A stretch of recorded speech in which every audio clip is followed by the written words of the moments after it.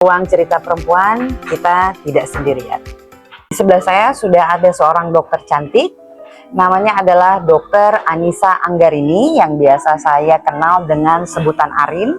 Saya dan Arin sudah kenal semenjak kami kuliah dulu. Saya berkuliah di Fakultas Psikologi Maranatha dan Arin berkuliah di Fakultas Kedokteran Maranatha. Pada saat ini kehidupan Arin di mata orang-orang terlihat sebagai seorang perempuan yang utuh, di mana Arin mempunyai 2 orang putri yang cantik dan juga suami, juga pekerjaan yang terlihat secara masyarakat umum mapan dan pekerjaan idaman, yaitu menjadi seorang dokter. Namun siapa sangka di dalam fase kehidupan Arin pernah dipaksa untuk menjadi kuat sebelum ia merasa siap. Dan saat ini saya ingin membuka ruang bagi Arin bercerita mengenai fase hidupnya itu agar dapat menginspirasi kita perempuan-perempuan. Terima kasih Kak Vika. Halo teman-teman, saya sama Arin. Oke, Masya Allah, terima kasih Kak bahwa dianggap memiliki kehidupan yang utuh sebagai seorang perempuan. Tapi tentunya ya, kita ini punya sebuah titik mungkin ya, titik yang paling mungkin sensitif, titik yang paling pernah rendah gitu. Semua orang pasti punya, saya pun punya gitu ya. Mungkin kalau dilihatnya sekarang seperti tersebut, tapi dulu jauh sebelumnya saya kehilangan ayah di usia 20 tahun dengan adik bungsu yang masih baru lulus SMP.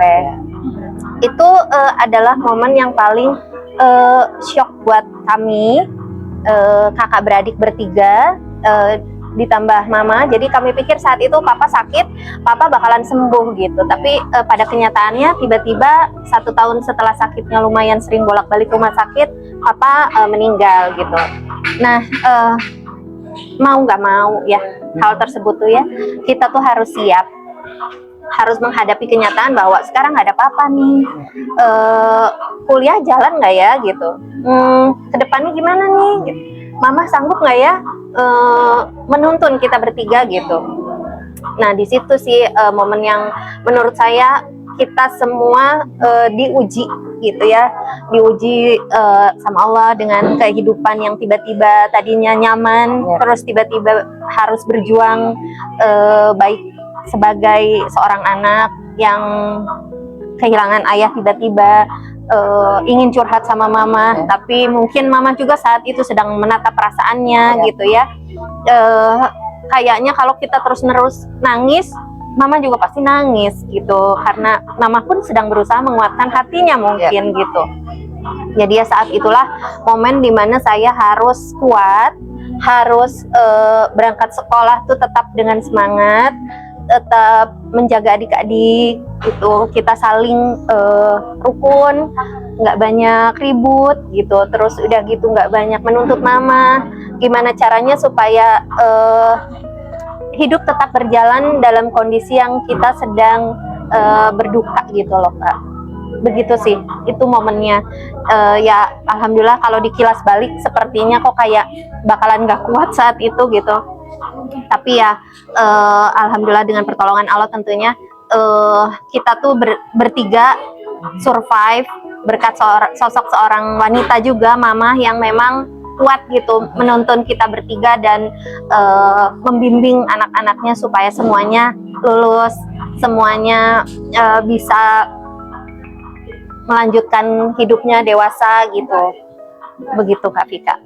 Oke, dan dari momen tersebut, dari fase kuat tersebut, akhirnya membuat Arin belajar bahwa menjadi kuat itu bukan pilihan, tapi merupakan tanggung jawab ya. Keharusan saat itu, harus kuat. Mau gimana pun juga kondisinya nggak bisa kita lemah, nangis, banyak ngeluh. Saat itu kita kayak dipaksa kuat, bahkan sebelum waktunya. Bahkan terutama adik saya yang paling bungsu yang baru lulus SMP itu benar-benar mungkin kami saat ini jadi paling sayang sama dia karena dia yang paling sebentar bersama papa gitu, sehingga kita paling sering perhatian, paling sering sayang sama adik kami. Saya beda 8 tahun gitu ya. Jadi kita semua dari dulu belajar untuk saling menguatkan, nggak boleh banyak berantem. Seperti pesan papa, kita semua berasal dari satu rahim yang sama.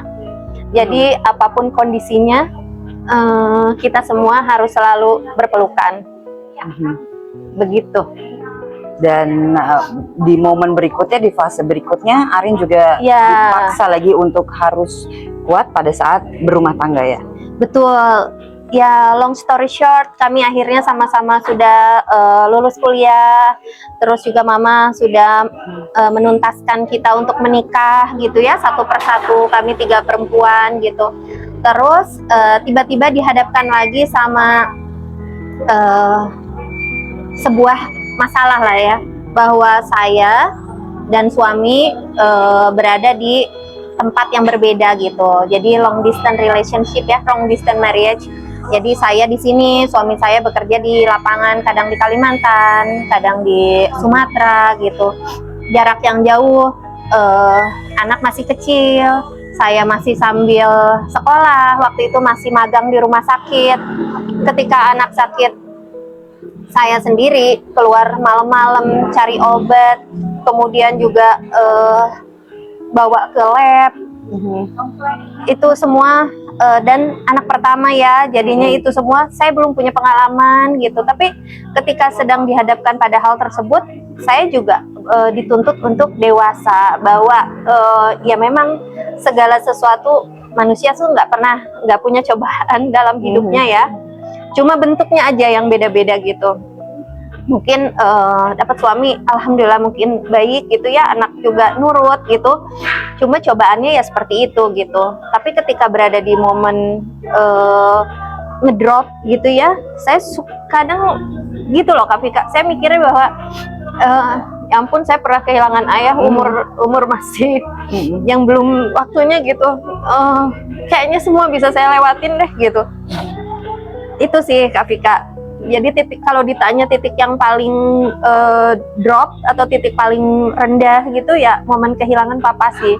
Sehingga hal tersebut bikin saya lebih kuat, terus juga mampu untuk menghadapi masalah-masalah berikutnya yang ujian kehidupan lah gitu Kak Vika.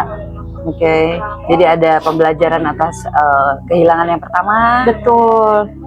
Menjadi kuat, akhirnya pada saat menghadapi satu situasi di mana harus berjuang dengan suami. Betul. Pengalaman pertama kehilangan ayah menjadikan Arin jadi paham bahwa menjadi kuat itu bukan pilihan, tapi menjadi tanggung jawab sebagai seorang istri dan juga seorang ibu. Iya, betul. Harus ya Kak Vika ya, karena teman-teman kita semua seperti yang tadi saya bilang ya, gak pernah ada orang yang gak diuji selama kita ini hidup di dunia ya. Bentuknya beda-beda. Intinya kita bukan nggak boleh ngeluh ya, tapi boleh banget justru. Kita mau ngeluhnya dengan cara mau curhat sama orang, menulis mungkin gitu ya, bercerita gitu. Yang penting ada emosi yang kita keluarkan gitu supaya lega. Kemudian juga gimana cara kita memanage emosi kita supaya kita jadi lebih kuat, supaya kita bisa makin siap menghadapi apa nih yang ada di depan kayak gitu. Oke, baik, terima kasih Ari. Sama-sama. Dan ini dia ruang cerita perempuan, kita tidak sendirian.